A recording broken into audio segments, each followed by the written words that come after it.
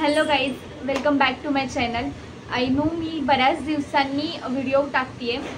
म्हणजे मी खूप मोठा पॉज घेतलेला, कारण माझ्या पर्सनल लाईफमध्ये बिझी होते. विहांश अतिशय दमवतो आणि मी रूमसुद्धा शिफ्ट केली, त्यामुळे अतिशय बिझी होते. मला वेळच भेटत नव्हता आणि मी आता फेस्टिवल येतो आहे म्हणून हा एक व्हिडिओ तुमच्या सगळ्यांसाठी अपलोड केलेला आहे.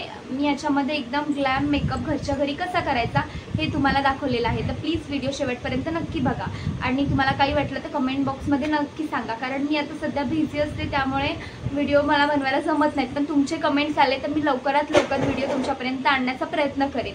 सो त्यासाठी तुम्ही कमेंट बॉक्समध्ये मला सांगा अजून कुठले व्हिडिओ हवेत का, हा व्हिडिओ कसा वाटला शेवटपर्यंत नक्की बघा आणि मग मला ते कमेंट बॉक्समध्ये सांगा आणि सोबतच लाईक, शेअर आणि सबस्क्राईबसुद्धा करा.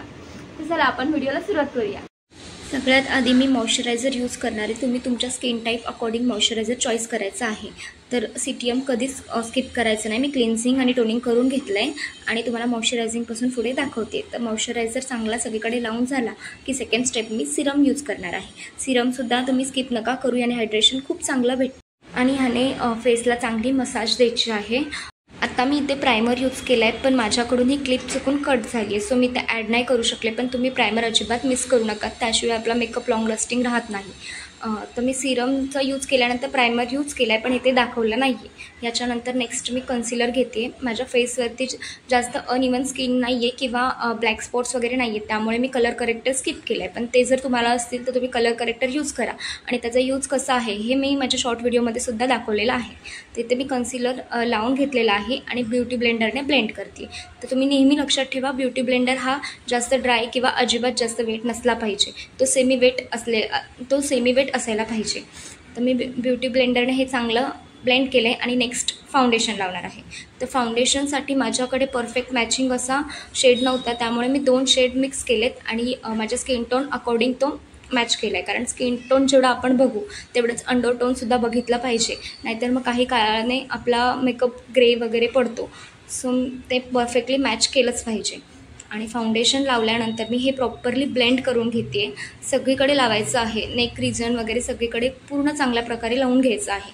ते माझं थोडंसं कवर करायचं बाकी होतं म्हणून मी परत एकदा ते कवर करते, जेणेकरून वेगवेगळे शेड्स दिसले नाही पाहिजेत.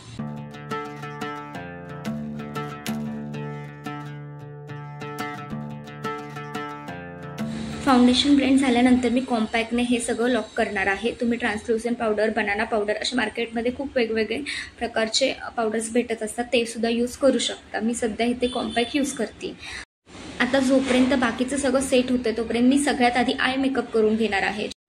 तर सगळ्यात आधी मी कन्सिलर लावते. तुम्ही इथे आय बेससुद्धा लावू शकता, त्याचे पण वेगळे प्रायमर्स असतात. मी आता कन्सिलरच लावणार आहे आणि ते सुद्धा सेमी वेट ब्युटी ब्लेंडरने ब्लेंड करून त्यानंतर हे सुद्धा पावडर लॉक करायला अजिबात विसरायचं नाही. नाहीतर जेव्हा आपण आय शॅडो तिथे प्लेस करतो तेव्हा ते मिक्स होतात आणि नंतर त्याचा कलर चेंज होतो. मग माझं इथे आता ब्युटी ब्लेंडरने ब्लेंड झालेलं आहे. तर मी इथे पावडर लॉक करून घेते छोट्याशा स्पंजने आणि पावडर लॉक केल्यानंतर मी आय मेकअपला स्टार्ट करणार आहे.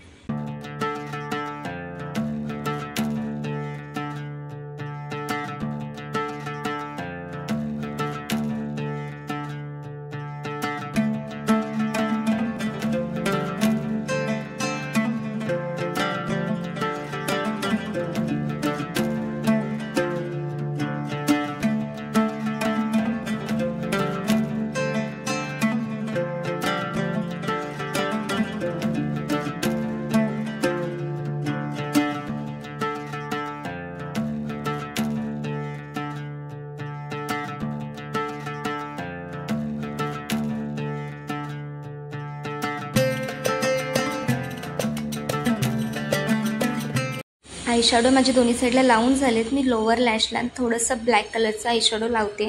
तुम्ही तुमच्या आवडीनुसार किंवा ड्रेसअपनुसार कुठलाही कलर चॉईस करू शकता. आणि हे झाल्यानंतर मी आयब्रो फिलिंग करते, जे की अजिबात विसरायचं नाही, त्याने आपले आयब्रो खूप छान दिसून येतात. आणि मी आयलायनर लावून घेतले, मला फोनमध्ये अजिबात बघून लावता येत नाही आणि यावेळेस तर मी विंग आयलायनर लावले, त्यामुळे मी ते शूट केलं नाही. त्यानंतर मी मस्कारा लावला आणि फायनल लुक हा काजळने पूर्ण होतो. त्यामुळे काजळ लावून घेतलेला आहे. आणि हे सगळं झाल्यावरती मी आता कॉन्टरिंग करणार आहे.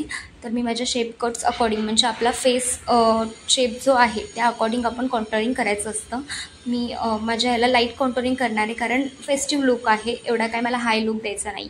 आणि ते झाल्यानंतर मी ब्लश अप्लाय करते. आणि हे सगळं झाल्यावर सगळ्यात एंडिंगलासुद्धा मी पावडर लॉकिंग करते जेणेकरून मेकअप आपला अजिबात हलणार नाही. हे सगळं झाल्यानंतर मी आता लिक्विड हायलायटर यूज करणार आहे. आधी हातावर घेते आणि त्यानंतर सेमी वेट ब्युटी ब्लेंडरने हे मी लावून घेणार आहे. डायरेक्टली अप्लाय केलं तर ते इकडे तिकडे ओबडधोबड लागू शकतं. हे झाल्यानंतर मी पावडर हायलायटर यूज करणार आहे. मी रोज गोल्ड कलरचा पावडर हायलायटर इथे यूज केलेला आहे. हायलायटिंग पॉईंट्सला खूप चांगल्या प्रकारे हायलाईट करून घ्यायचं आहे आणि नंतर लिपस्टिक लावून मी आणि सगळ्यात शेवटी मेकअप सेटिंग स्प्रे किंवा मेकअप फिक्सिंग स्प्रे अप्लाय करायचं अजिबात विसरू नका. ह्यानेच तर आपला मेकअप लॉंग लास्टिंग राहतो आणि वॉटरप्रूफ राहतो. आता हे सगळं झाल्यानंतर तुम्ही माझा फायनल लुक बघतायत, पण साडीशिवाय कुठलाही लुक इनकम्प्लीट आहे. त्यामुळे इथे मी तुम्हाला साडी नेसून माझा फायनल लुक दाखवते. तुम्ही घरच्या घरी या इझी स्टेपने असा ग्लॅम मेकअप अचीव करू शकता. खूप कमी प्रोडक्ट्स मी यूज केलेत, जास्त हाय रेंजचे सुद्धा नाही आहेत. तर तुम्ही असा मेकअप ह्या फेस्टिवलला नक्की करून बघा आणि कसा वाटतो हे मला कमेंट बॉक्समध्ये नक्की सांगा. माझ्या चॅनलवरती नवीन असाल तर चॅनलला लाईक, शेअर आणि सबस्क्राईब करा. भेटूया आपण आता नवीन व्हिडिओमध्ये. Bye bye.